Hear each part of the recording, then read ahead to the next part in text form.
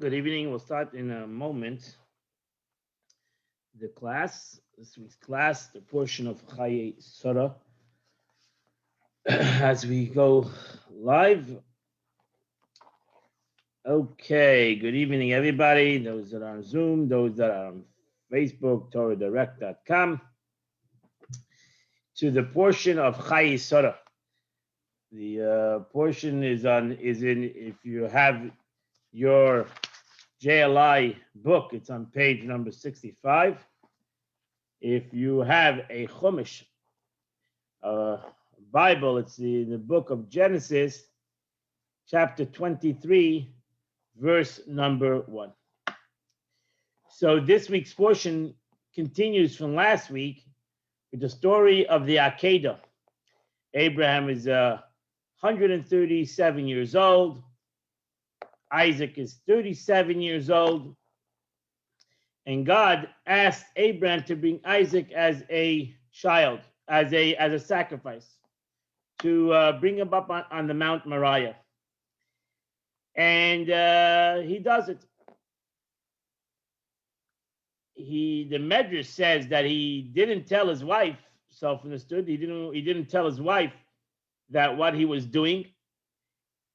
And the whole Medrash, how Og, Melech Og came, the giant came and told her what's happening. And some say even showed her, picked her up on his shoulders and showed her, because he was a humongous person, and showed her what's happening from a distance. And she died. She had a fatal, she had a massive heart attack of what was happening, and she passed away. And that's how the Torah starts off this week. The Torah starts off this week with the passing of Sarah at 127 years old. And as you can see, that the story happened at the same time that Akedah, because Avram was not even there. Avram was on his way back from Har Moriah, which is in Jerusalem. He was right now in Be'er Sheva, and he's on his way back, and he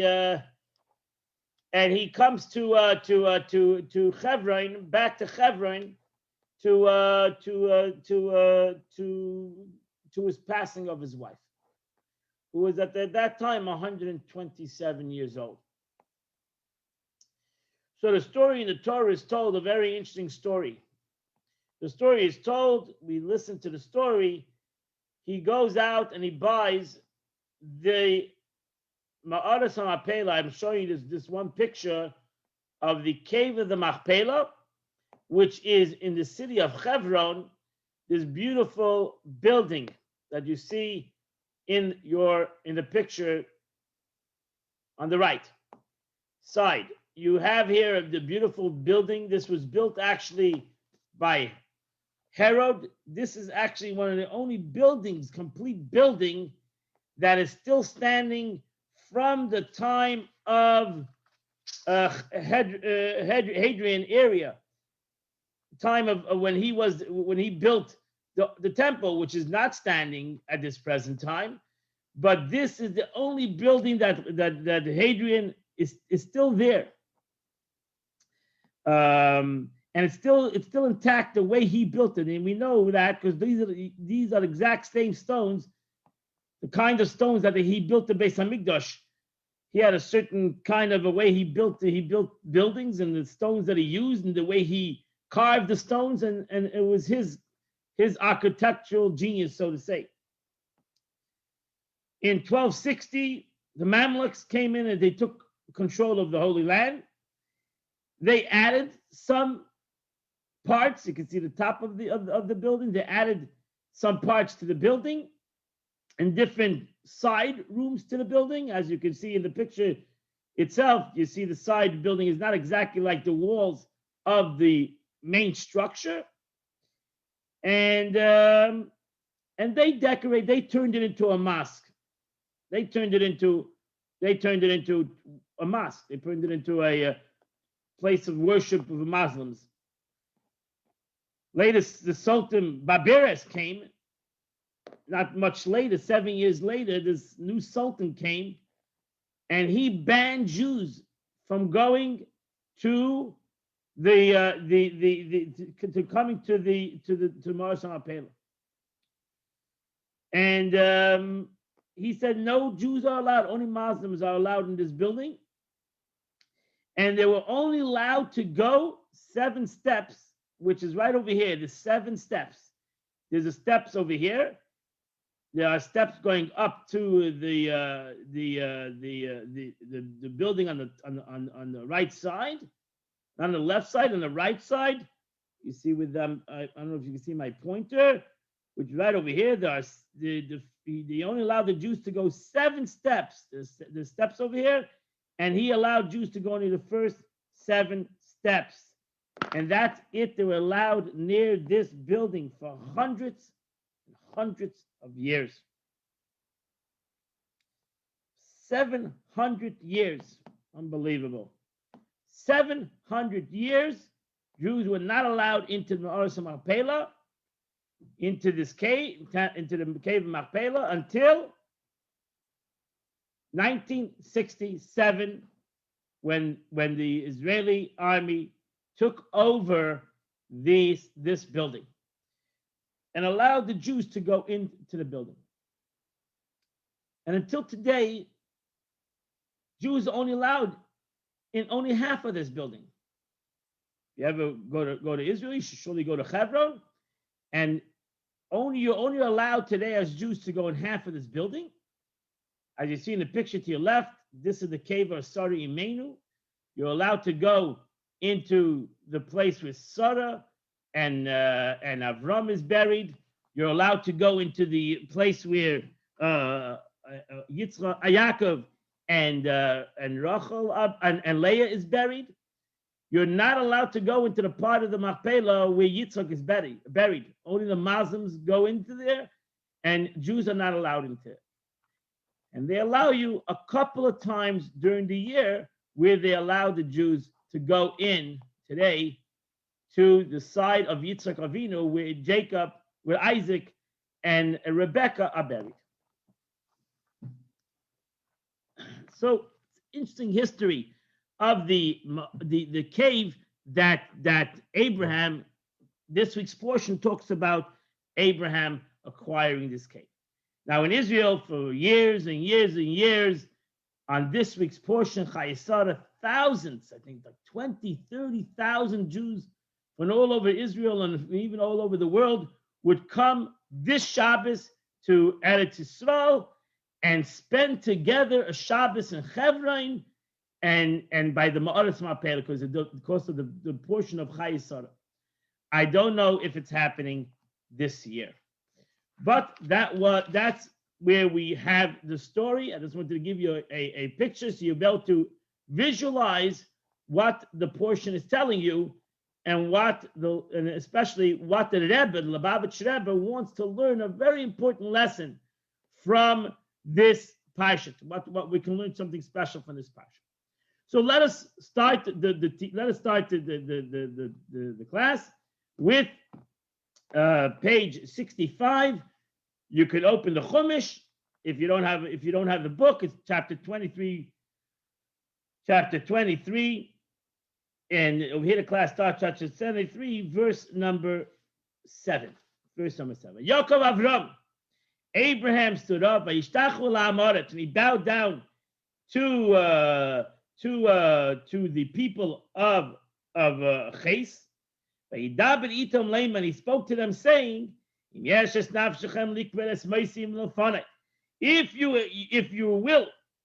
if it's your will that I bury the dead before me, listen to me and entreat for me Ephron the son of Tzorah.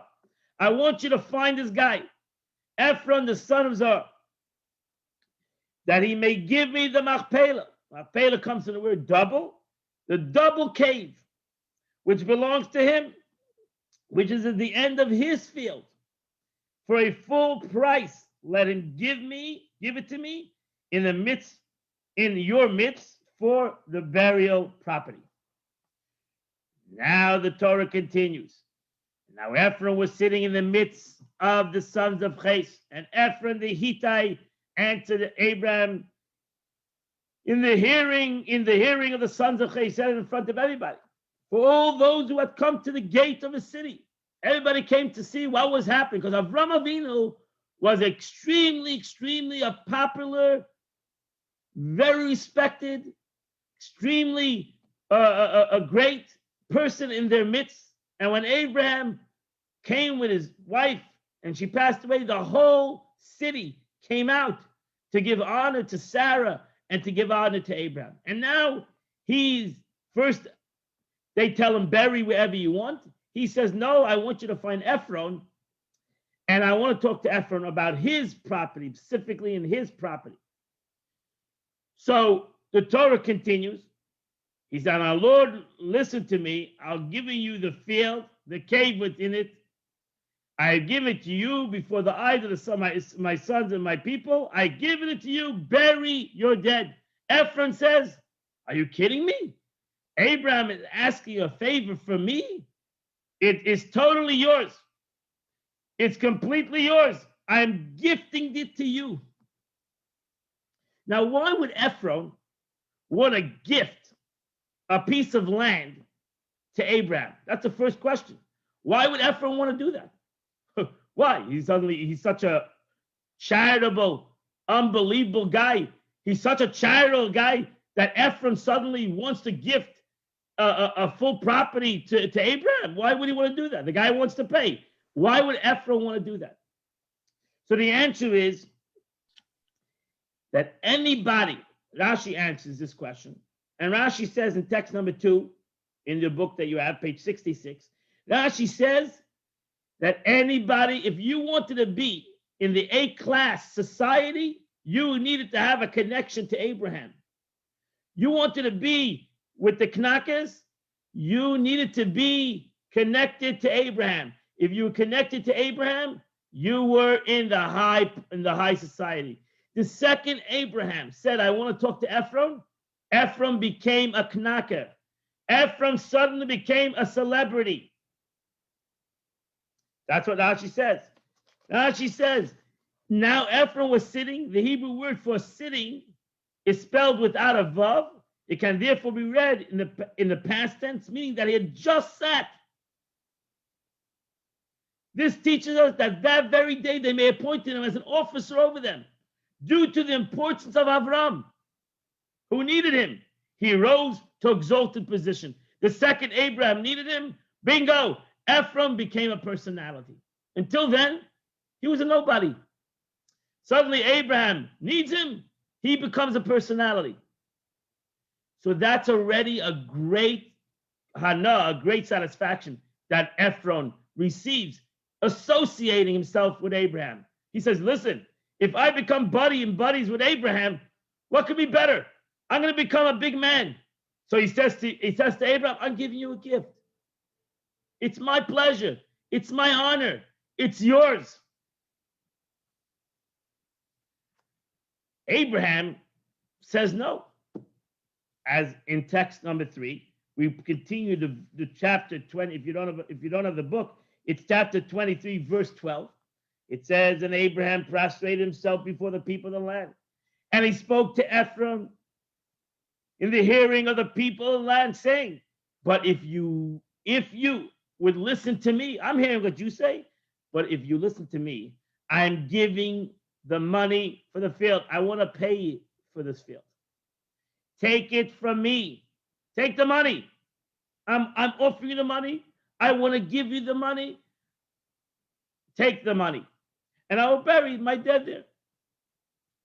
So Ephron is unhappy. And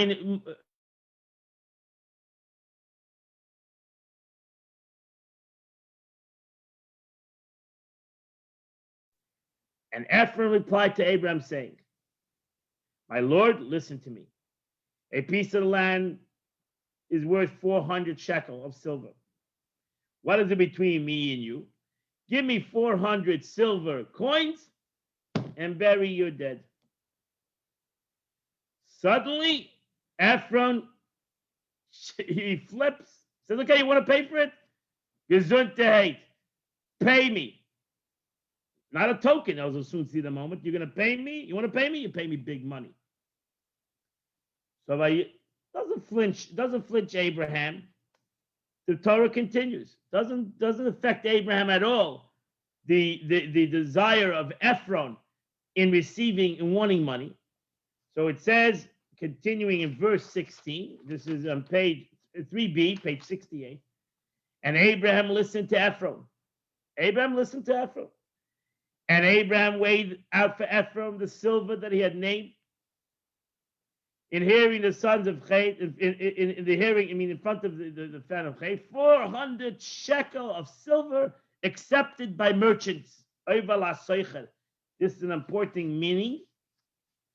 We'll soon get to that. Rashi is going to explain what means accepted by merchants. And the Torah continues. And the field of Ephron, which was about Pelah, facing Mamre, was established as Abraham's possession. This included the field and the cave that was in it, all the trees that were in the field, which were within the entire border around. It was to Abraham as a possession before the eyes of the sons of Chet, in the presence of all who come within the gates of the city. So Abraham wanted to pay for it. Not only Abraham wanted to pay for it, he wanted that everybody in that area, which were called the children of Ches, should be there and should see the transaction. Nobody will be able to say later, somebody was forced. Actually, nobody was forced. He wanted to give it for free. And I paid him. So he wasn't forced, and I wasn't. I could have taken it for free. I paid him gladly. He took the money gladly. Everything was done above and aboard any kind of situation. And not only that, but actually I overpaid for it. I overpaid for this piece of land. So I didn't bargain with him. I didn't tell him, oh, were you kidding me? 400 shekel. This is not only worth 200 shekel. I paid him, and I'm done. It showed everybody there that this was a clear sale, an expensive sale, but a clear sale. So Rashi says, in text number 4, Rashi on chapter 23, verse 16 says as follows. And Abraham weighed out to Ephron. The name Ephron in this verse is missing a letter Vav. Usually when there's something missing in the letter missing, usually that means there's something missing in the name. In essence, the Torah wants to tell us there's something shvach in Ephron. Ephron is not such a great kind of guy. Here he wants to give him free, then he takes a lot of money. Like the guy flips in a moment. Because he promised much, but did not even a little. Not only didn't he say, okay, I'll give it to you for half the price, I'll give it to you for a quarter of the price. No, he paid top dollar. For he took a large shekel, oivel asoicha. Means he took a large shekel. What does that mean? In those days, every municipality, every city, you were in a city, it's like a world in itself. Every city had their own shekel, their own coin, and it was the value of that city. And if you left the city, the coin had either less value, because it was a coin of the city. Then they made international coin. This was the coin of the business people that travel. So they had an international coin, a business coin. That this coin is valued in all cities the same value. So to buy this coin is a very expensive coin. He gave him 400 these kind of coins that are equal value wherever you go around the country, around the world at that time. Wherever you're going to travel, the coin is going to have the same value. It's a very extremely expensive coin. So it was thus not the coins of Ches. This was an international coin. 4, he took a large shekel, kuntin, worth 100 small shekels. So each shekel was like 100 small shekels. So it's really not 400 shekel, it's 400 times 100. And the verse states, accepted by the merchants, meaning they're accepted everywhere as a full shekel, for some places have larger shekels, and therefore it's other places you have different kind of shekels. Here, this shekel was accepted everywhere because in this shekel was worth 100 shekels, so it was like the top quality. So he paid big money for this property. Avram Avinu paid big money. He didn't flinch. He did not complain. He gave him the money, and that's it.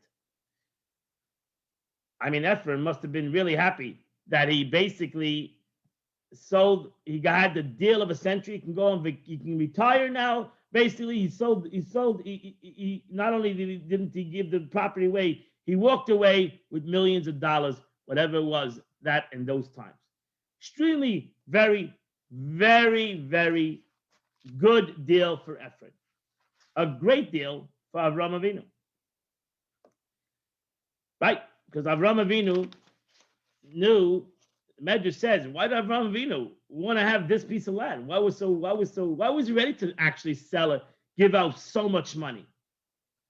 Because also Avram Avinu knew that Adam and Chava were buried there. So he knew Adam and Eve were buried there.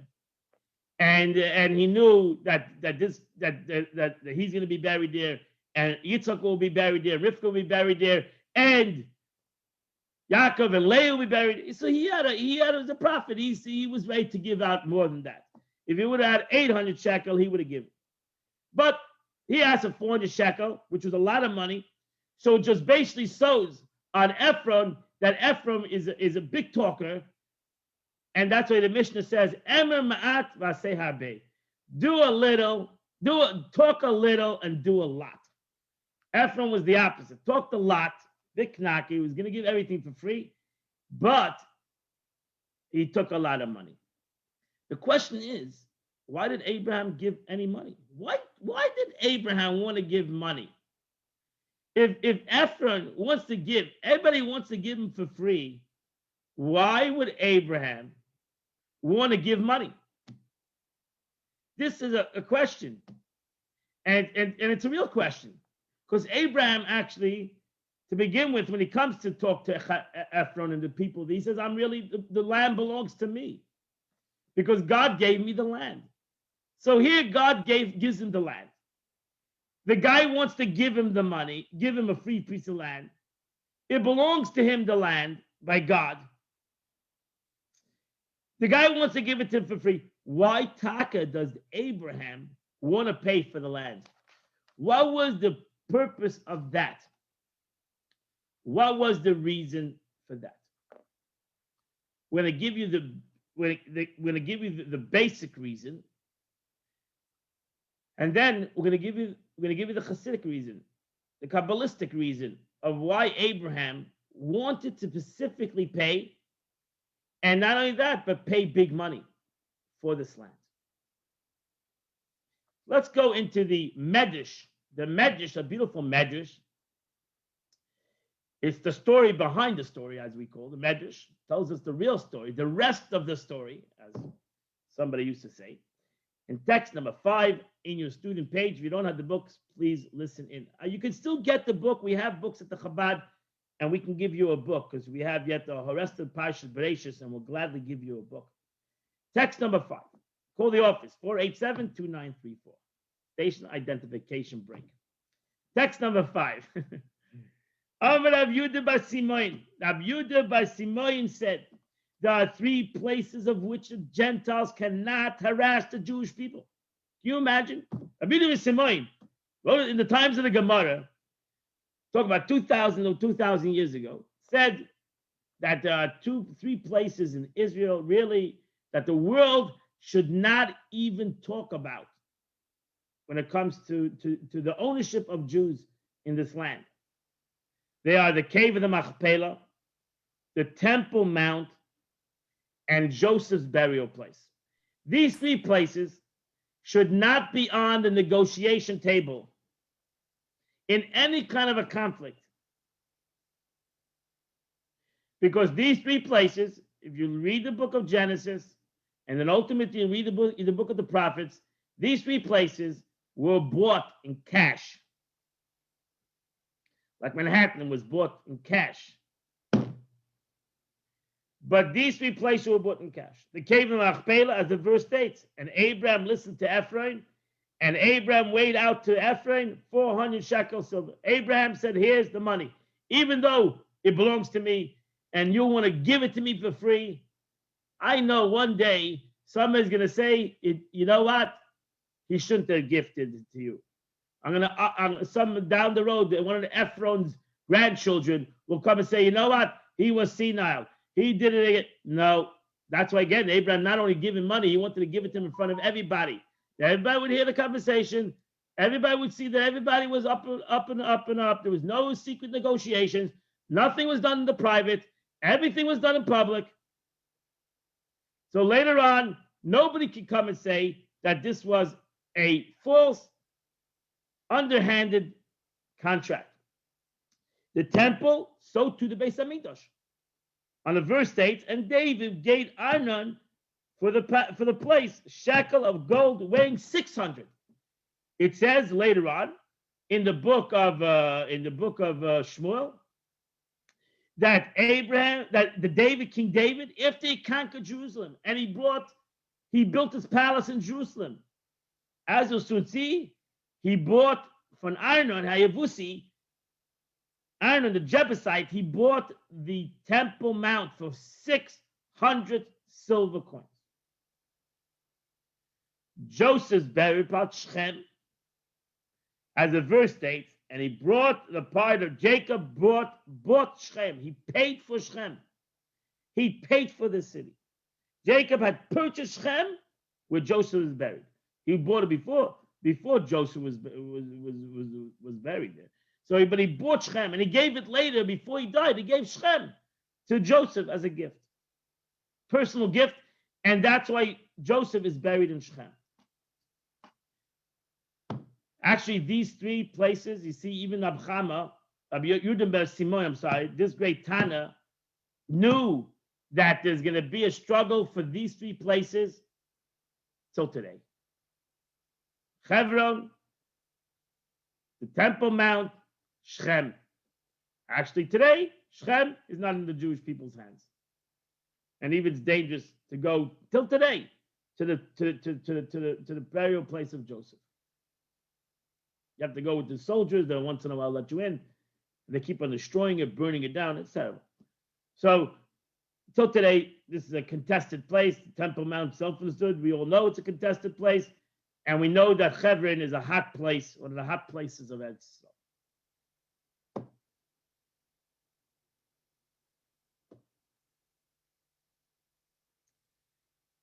So, it's interesting that the Eibishter, that it's interesting, it's an interesting concept.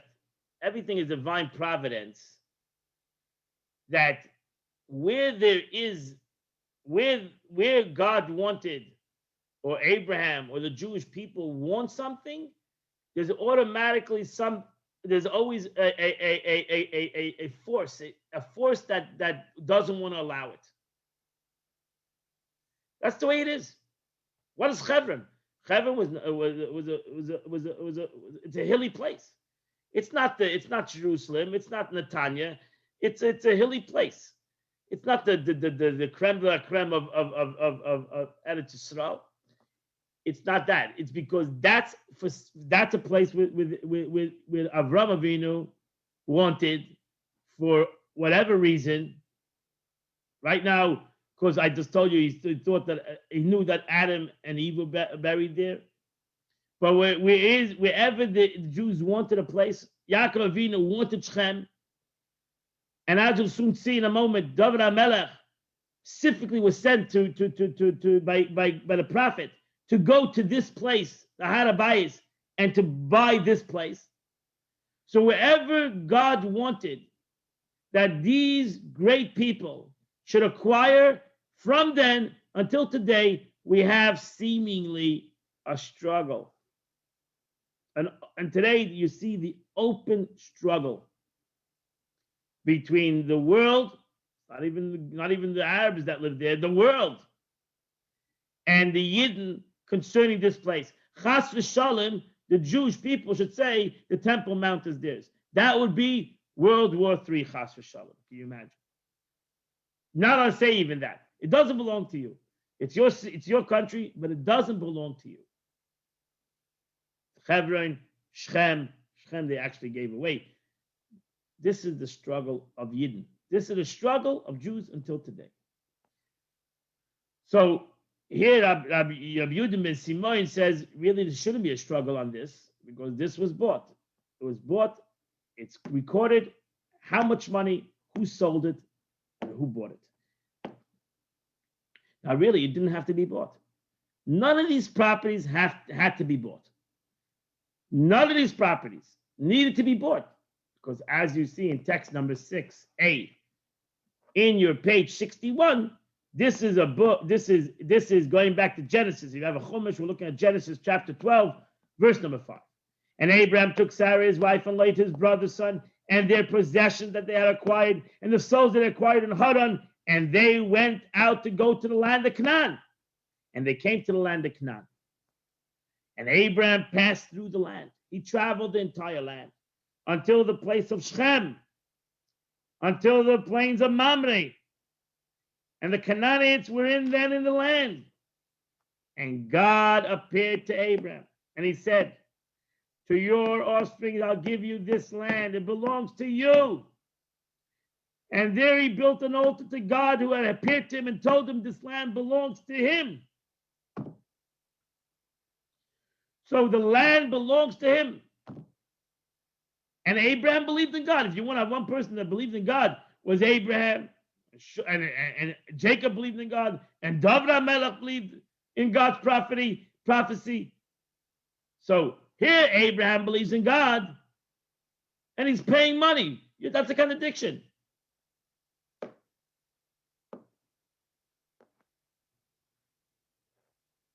And that's what it says. The Rebbe says in 6b. The Rebbe says, 6b, look at that page 72. The Rebbe writes, one can ask, why did Abraham wish to purchase a field that had caved specifically at a full price when he could have taken, even without paying? By the right of God's promise, to your offspring will be the land. Why did he do that? The Rebbe is not happy because some will contest. You see, it didn't help. What did it help? He paid and it didn't help.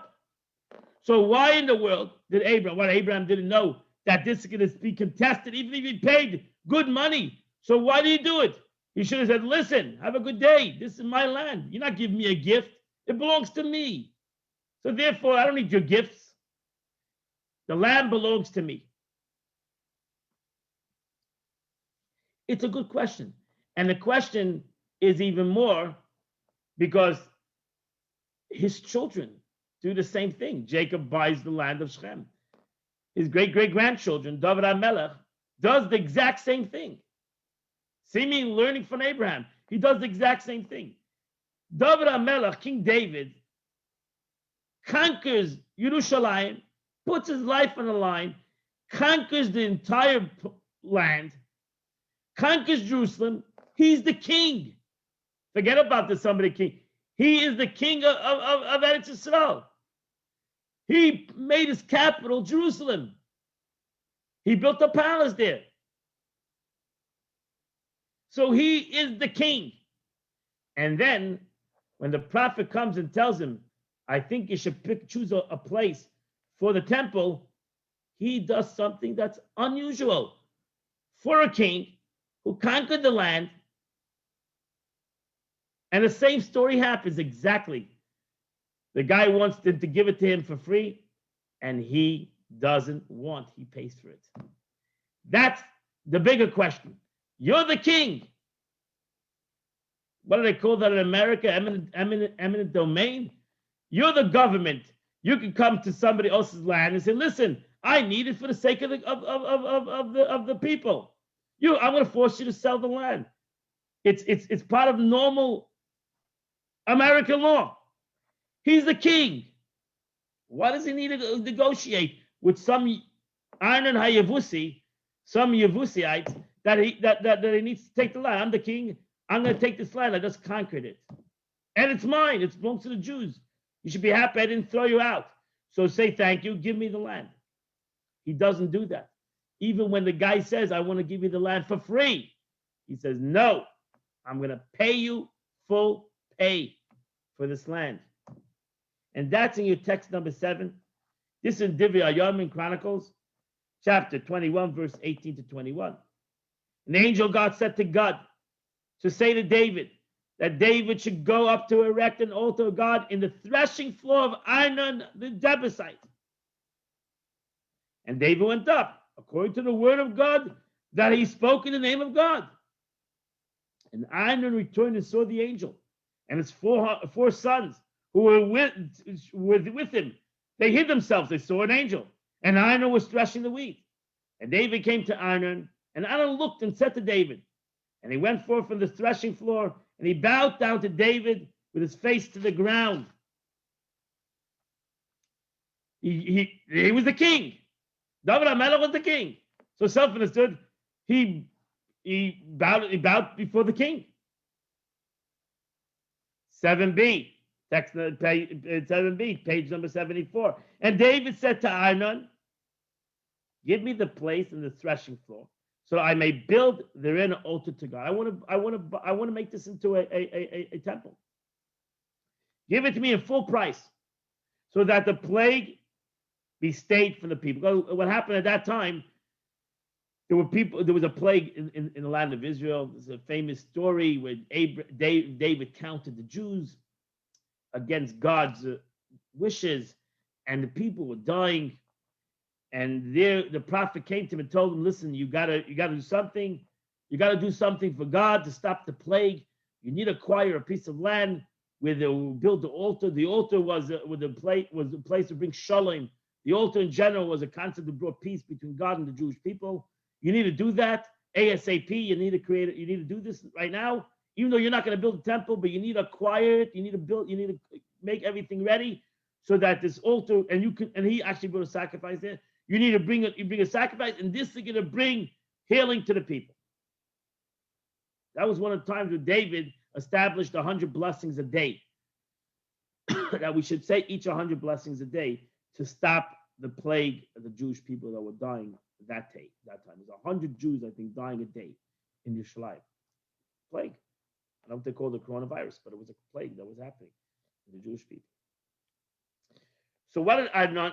David says to Arnon, "Please give me the land. I'm going to pay for it." And Arnon says to David, "No, take it to yourself. Take it, my lord, and may my lord the king do what he seems to desire the king. It's yours. I'm not going to argue with the king. It's yours. See, I've given the cattle I'm giving you not only the land, I'm giving you cattle and the threshing tools for the firewood. You can take it. Stock, lock, and barrel. Take it. It's yours. And the wheat for the meal offering, I'm going to give you not only the land, I'm giving you all the things you need to bring sacrificial offerings. I've given everything. It's yours." And the King David said to him, No. He says, no, thank you, for I will buy it full price. I'm the king, right? I can take it. It's my place. It belongs to me. I can take it. I'm not taking it for myself. I'm taking it for the Jewish people. As the king, I represent the Jewish nation. I'm taking it for the Jewish people. We're going to build a temple over here. We're going to bring sacrifices. I can really take it, but I'm paying for it. For I will not take what is yours for God and offer up burnt offerings for nothing. And David gave to Arnon for the place shekel of gold weighing 600. He gave him good money. He paid for it. David did exactly what Abraham did. Exactly. The guy offered him, like Ephron offered him for free. Arnon offered him for free. And he said, "No, thank you. I'm paying good money. I'm going to pay you good money. I'm going to buy it off you." So again, we find the same concept that David and Abraham, and we have Jacob in the middle, pay for the land. Why? The question is in front of you. Why? Why would they pay? And not only why would they pay good money? Aren't we out for a bargain? Why would the Jewish people pay? Why would these people pay good money? But the Rebbe says the answer is in the verse itself. The answer is in the expression of David HaMelech. We find an interesting expression. I just read it, and we find a very interesting expression in David HaMelech's expression, and that is the line where he says, "For I will not take what is yours for God and offer up a burnt offering for nothing." Here is where David HaMelech, his answer, why he's not taking it for free. David HaMelech does not say, "I'm not taking it for free because somebody might come complain about it." Who's going to complain about it? He's the king. That's the rule of any country. A country comes and conquers another land, can do whatever they want with the land they conquer. The reason is, he gives a different reason. David HaMelech gives a whole different reason, a very interesting reason. And this is going to be the crux of the lesson of the class. And the teaching what the Rebbe wants we should learn from it. David HaMelech says, "For I will not take what is yours for God and offer up a burnt offering for nothing."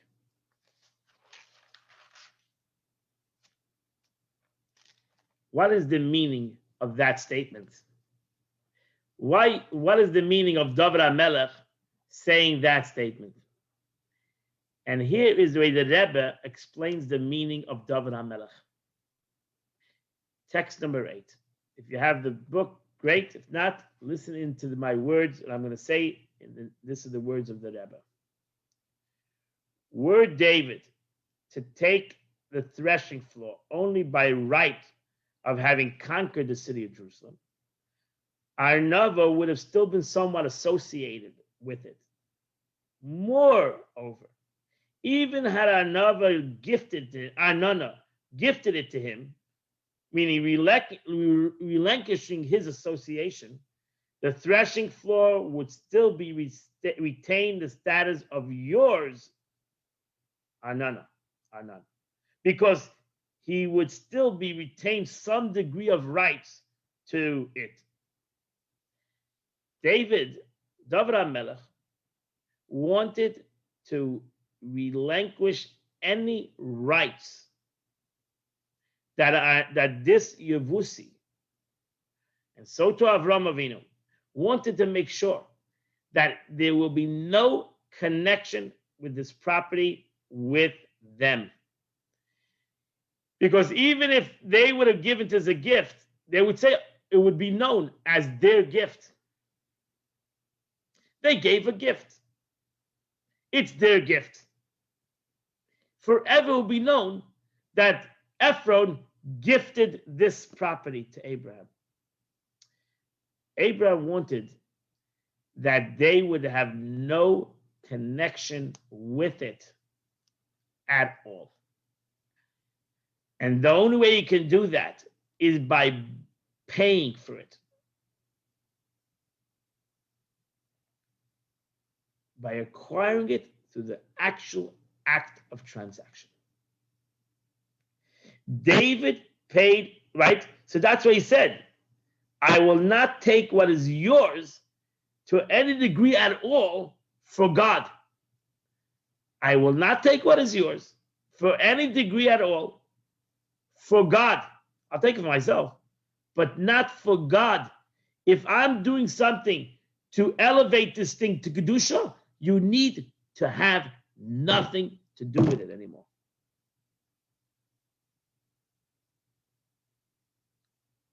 This is a very important point in the journey of taking something mechoil el hakodesh, something from the profane to the holy. That's why by the story of Avraham Avinu, it says by Yokim HaSodeh, the Sodeh, when Abraham bought the land from Ephraim, the Sodeh uplifted. It became different. Not only did it become the property of Abraham, but exactly what over here, those words of David HaMelech, I will not take what is yours to any degree at all for God. If I want to make something from profane to holy, it needs to be total transformation.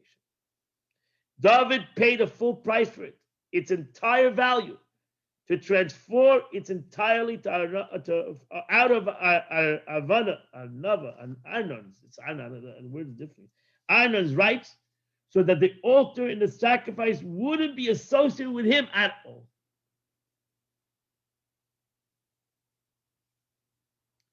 In Jewish law, you can acquire a property in three ways. Through money, you give somebody money. Through a deed transfer, you have a document. Or through an acquisition, you go, if it's a piece of land, you dig a hole, you make a fence around the land. And that is the way you acquire something. It transforms from person A to person B. And person A has no connection with it at all. That's the three ways of this transaction. That's the way you change property A from person A to person B. When you gift something to somebody, it will always be your gift. You'll always have some kind of connection because it hasn't gone through one of these ways in Jewish law. Either it was a transfer of money, a deed transfer, or that you actually did something to the transaction. That's why in Jewish law, actually, in America they call it an Indian giver, right? Is that the expression? You give a gift and you want the gift back. Why do you give a gift? You give a gift. And halacha in Jewish law, it's interesting that in Jewish law, for example, you invite somebody to your wedding, you give a gift, right? Then when you invite him to his wedding, he has to give you a gift back. If he doesn't give you a big api halacha, he doesn't give you a gift back, you can take him to court. Because you gave him a gift, that's strings attached. You're not giving a gift without any strings attached. When you sell something, there's no strings attached. You relinquished any rights to this product. The guy can take the product and smash it, destroy it, and do whatever he wants with it because it's not yours at all. You have walked away from the property. Abraham, Jacob, and David HaMelech wanted these specific situations that they should basically walk away from the property. That's why this sage said before that you can argue in other places. Even in a conquering situation, you can argue who gave right to conquer. You're allowed to bully somebody. You conquered. Very good. You know what? You were wrong to conquer. There was people living here before. We have the right to conquer. Oh, we gave it a gift. Maybe there was a forced gift. It was a thankless gift. Maybe they changed their mind. They want the gift back. Abraham wanted that this is not a gift. You're going to relinquish your rights to the property. And that's what David HaMelech wanted. So therefore, in text number 9, the Talmud says, the Mishnah states, fields can be acquired through monetary payment, contracts, or by exercising ownership over it. The Talmud asks, from where do we derive that a field may be legally acquired with money? So Cheskia says, the verse states by David HaMelech, field shall be purchased for money.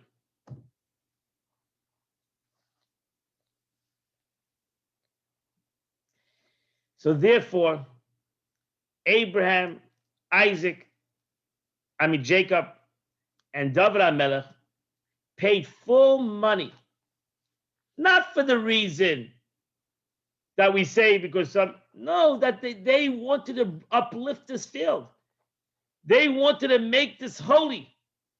They wanted to physically elevate the field to a holier status. That's why they paid money. Now we understand why they paid money. They actually took money that they worked for, that they acquired, and they paid cash, big cash.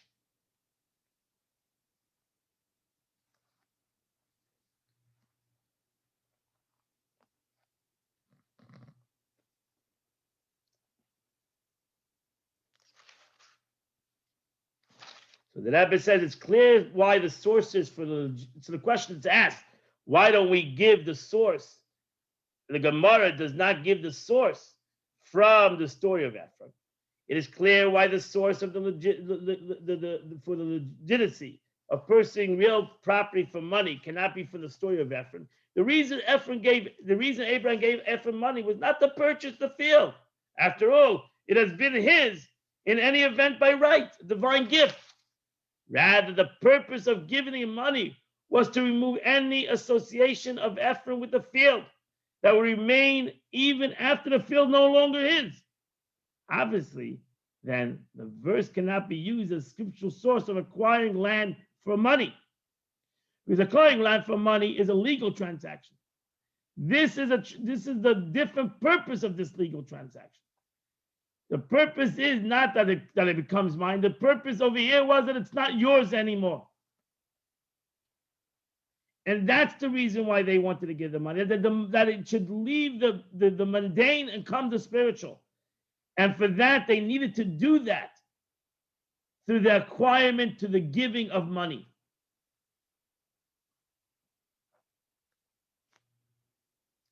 What is the meaning of that? Why must I give money to take something from the mundane into the spiritual? Why do I need to do that? Why not by elevating it? Why by actually giving money? Because when I give money for a davar shebekdusha, then I really want it to become holy. And that's why it's important to buy dvarim shebekdusha, to acquire through money holy articles, whether it's a mezuzah, or it's a pair of tefillin, or it's a book, because you should show that you want to, not only you just buying something, it's important to you. You want to take this thing and use it out for kedusha, and that's by me and you showing that it is worth it for you. There's some intrinsic value in this thing that I'm willing to spend my money to take it from A to bring it to B. So if you want to buy a book, for example, and you're willing to spend money, then you're going to read the book. You're going to read the book because you invested. I invested in the situation. It's important that I invested in it. If somebody gives it to me a gift, then it shows that I have no personal investment in this. Easy come, easy go. When I invest my money, and not only my money, but I invest some serious money into something, it has become mine. And it's important to me. I'm going to protect it. I'm going to use it. I'm going to not abuse it.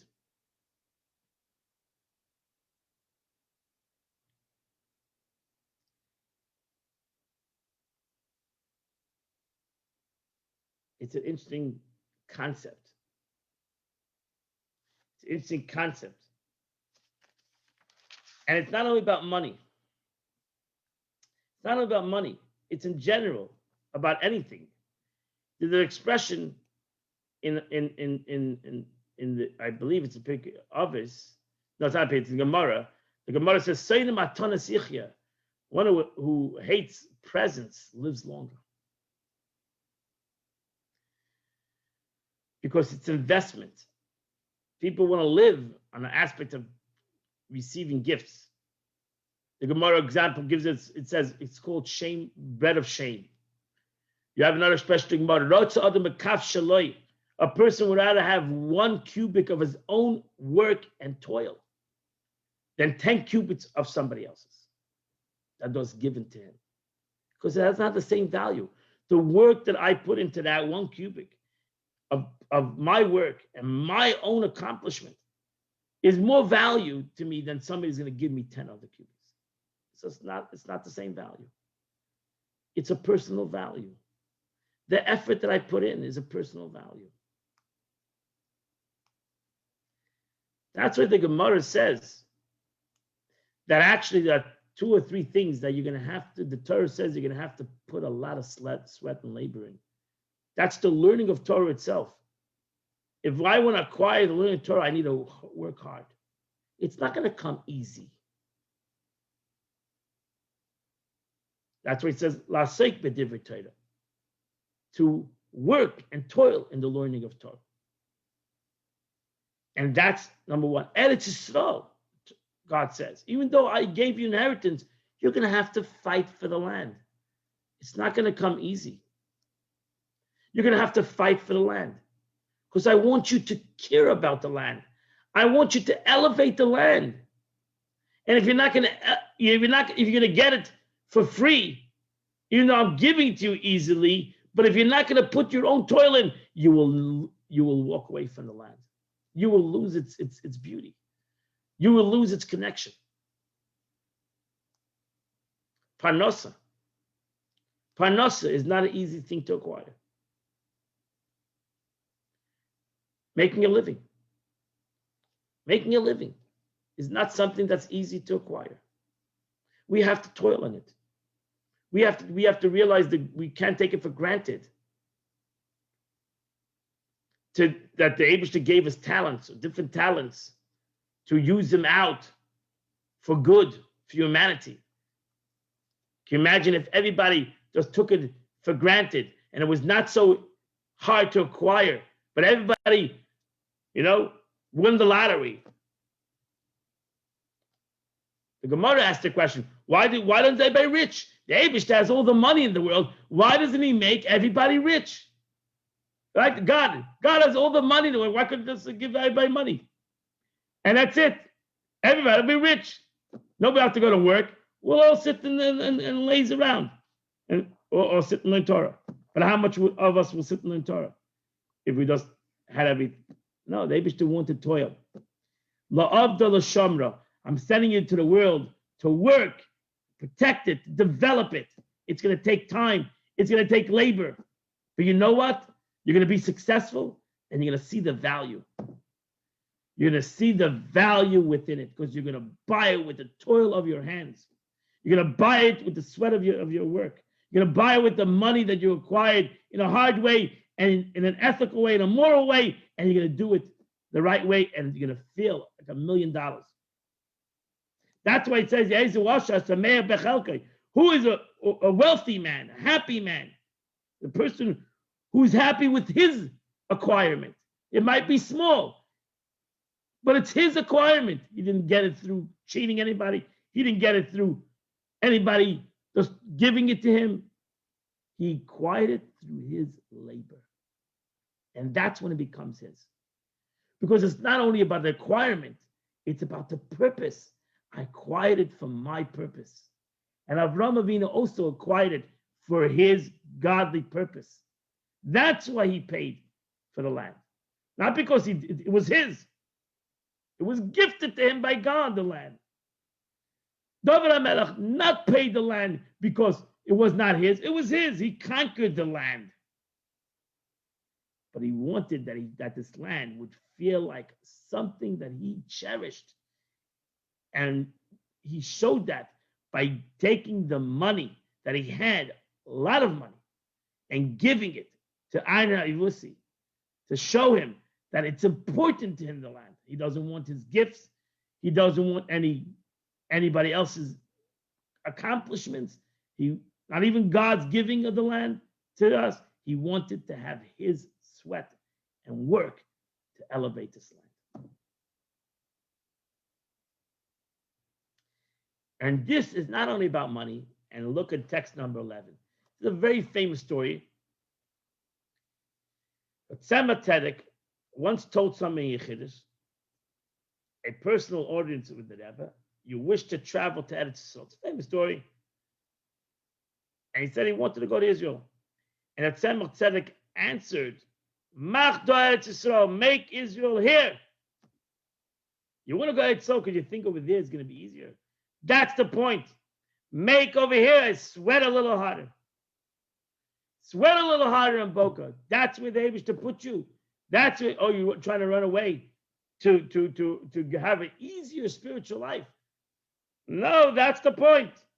They wish to put you here then it was Russia. God put you here in Boca because God wants you to sweat over here. And it'll become your work, sweat of your work. Make a dwelling place for God here in diaspora. The more work, the lower the situation is, the more work it takes, the more effort it takes, the more money it costs. That's where your and my involvement is going to be. So look at a statement of the Zohar in text number 12. The Zohar says, let's go on, we're late.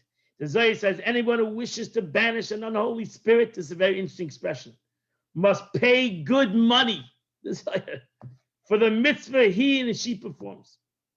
Whatever the asking price, large or small, it should be paid. Unholy spirits always feed off the emptiness of giveaways. It comes at no price and entices people to live with it, seducing people in many ways to fall for it. Imagine the Zohar. The Zohar says, you know why it costs money to be Jewish? Because you need to get the clippers out of there. By buying it, you're getting rid of the negative from the thing. Very interesting. Holiness is not like that. It's found only at full price and with much effort. That's why everything costs money. Costs money. Because that's the way you push out. If you get it for free, it comes with something else. If you get it for free, it comes with something else. It comes with strings attached. In Kabbalah and Zohar, the strings attached are clippers. It comes with clippers. The strings attached. Nobody's giving you for free without any strings attached. Right? Somebody gives you a gift, they're expecting a gift back. Imagine somebody gave you a gift and you weren't nice to them the next day. You think they're going to be so happy? They're going to give you a gift again? There's strings attached. That's clippers. The only way you can get out of that clipper is pay when you pay for something. Pay for it. Pay for it. That's a very interesting concept. So Rabbi Lezer said, it's in text number 13, the 17th condition, one should never fulfill a mitzvah for free. Rabbi Eliezer ben Moshe Askiri, he was a Kabbalist. Rather, one should always pay full price without consideration so as to banish any impurities. If it's free, it's not good. If it's cheap, you're getting what you paid for. Don't be cheap on a mitzvah. Don't be cheap on a mitzvah.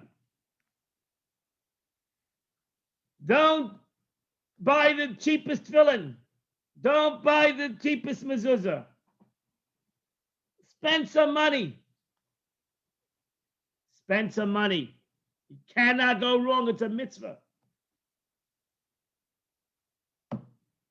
I'm not selling anything, guys. So, let's continue. Talmud in Tanya. I got to come to an end. The Talmud states, one who serves God is somebody who reviews his study 101 times. One who does not serve God is someone who only reviews his studies 100 times. This guy's manipulating this sikh of the Rebbe. This guy, I apologize. The Rebbe, I didn't mean it that way. Just the way the class is put together. The Rebbe is explaining in different avenues. What is the meaning of acquirement, whether it's money or whether it is the concept of effort? Effort is also money. You acquired your money through effort. Why wouldn't you use your money for something physically good? Because it takes effort. Learning takes effort. If you only learn something 100 times, you didn't put effort in the Gemara. The Gemara says, the Talmud says you didn't put any effort into it. This is because in those days it was customary to review each chapter 100 times. These days, most probably if you do it twice, you're already unbelievable because nobody does it more than once. So you do it twice, you do it 3 times, you're a tzaddik. So therefore, 101's first time, which is good, goes beyond the protocol from childhood to training, is equal to all previous times acquired. Gemara says, if you do 100 times, you don't serve God. You did 101 times. Now you serve God.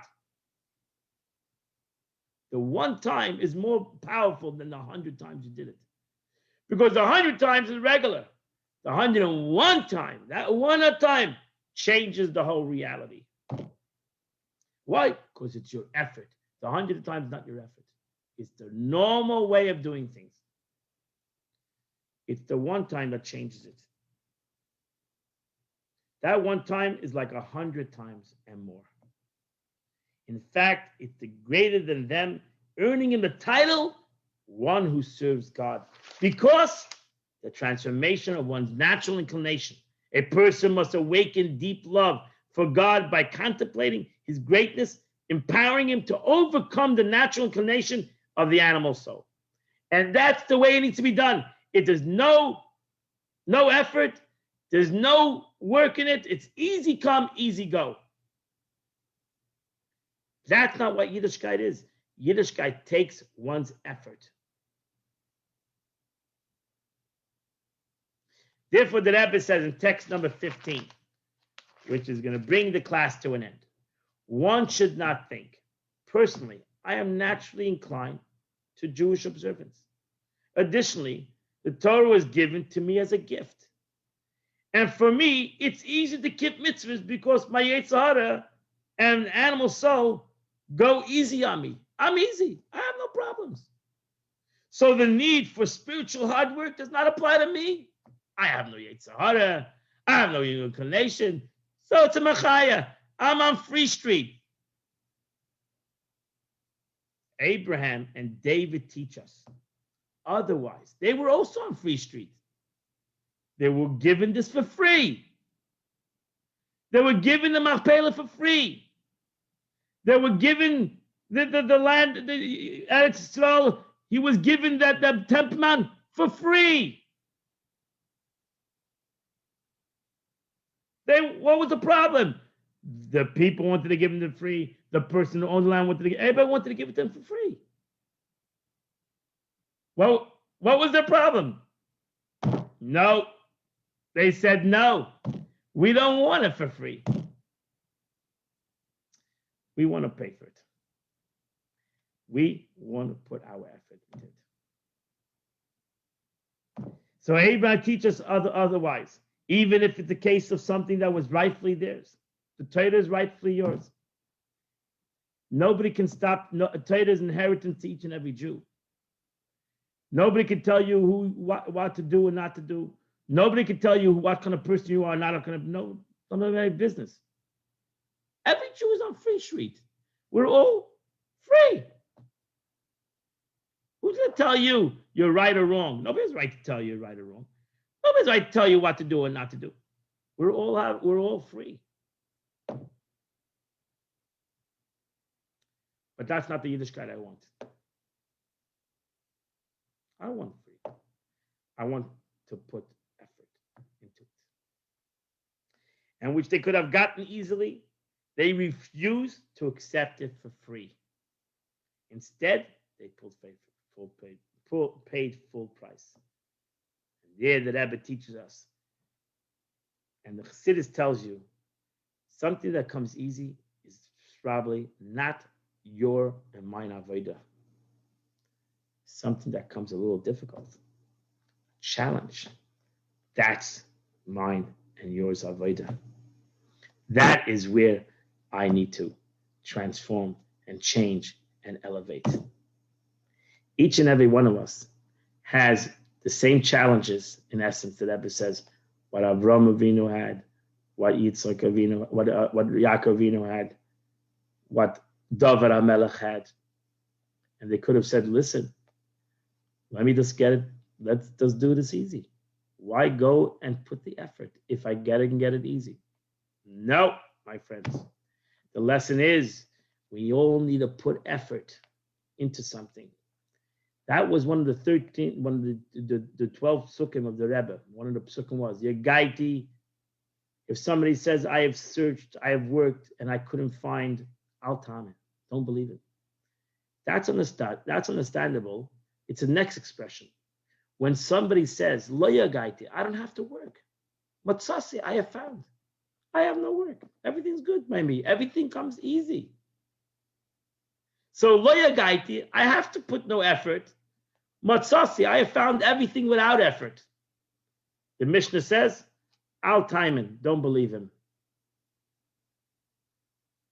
Doesn't work that way.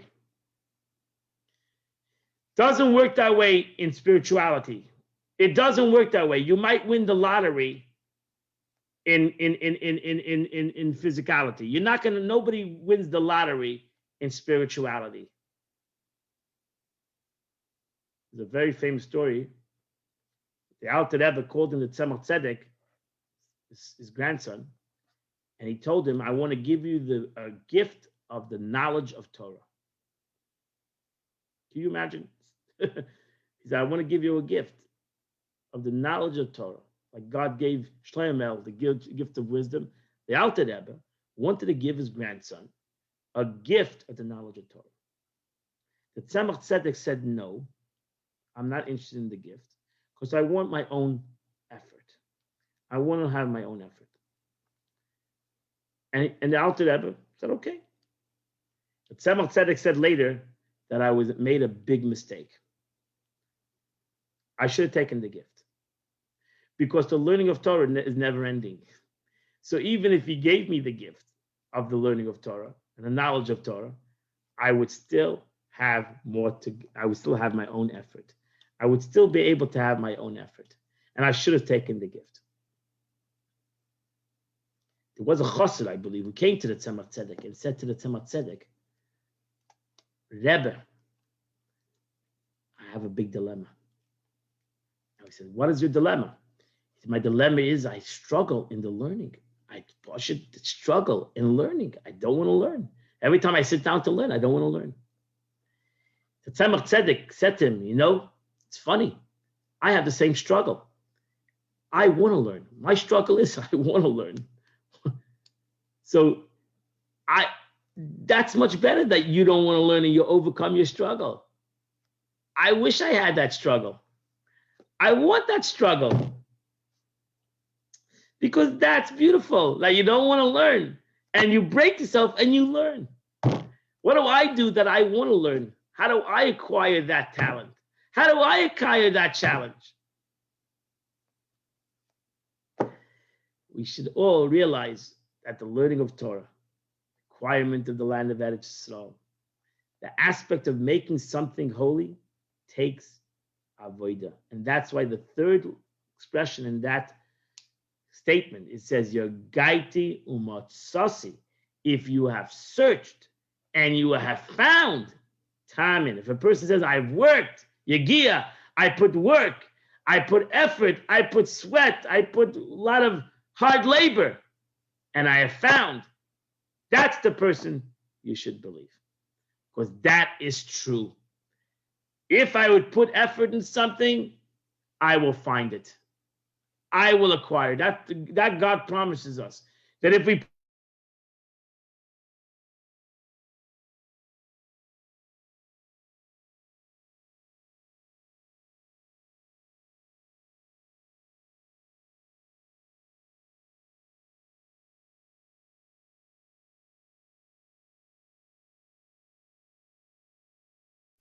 from Avram Avinu, And that's why he paid money for it, because he wanted his effort. And that's why Yaakov even paid for Shechem, because he wanted his effort.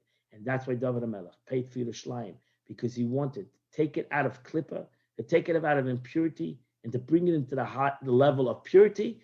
And Yerushalayim became a holy city. And Hebron is called a holy city. And therefore, they paid for it. And they changed it. They took their effort, even though they promised it and they were given it. They wanted that it would transform from impure to pure, and that takes effort and money. I wish you all a wonderful night, a great night, beautiful parsha this week, and it's truly beautiful. I want to say that we are learning chitas every day. I want to say it's a beautiful thing. I hope that you're doing chitas. It's truly wonderful, and you can continue to do with us at 8:00, or you can look on Torah Direct with the Chumash. Takes us 20 minutes, or sometimes 30 minutes. We go through the Chumash and the Tanya of the day, and then you do your own Tillim. It's a great thing. If anybody has a question, you may ask the question right now. I'll get on Facebook, so you can ask any question you want to ask.